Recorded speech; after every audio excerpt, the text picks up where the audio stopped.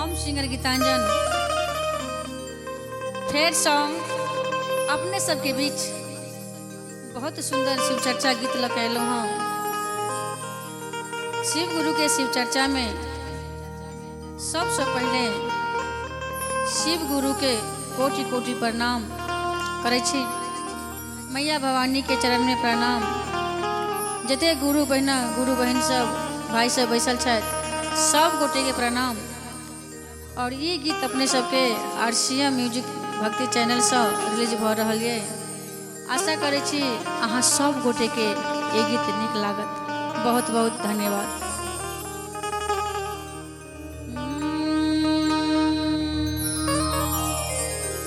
ये धाना शिव गुरु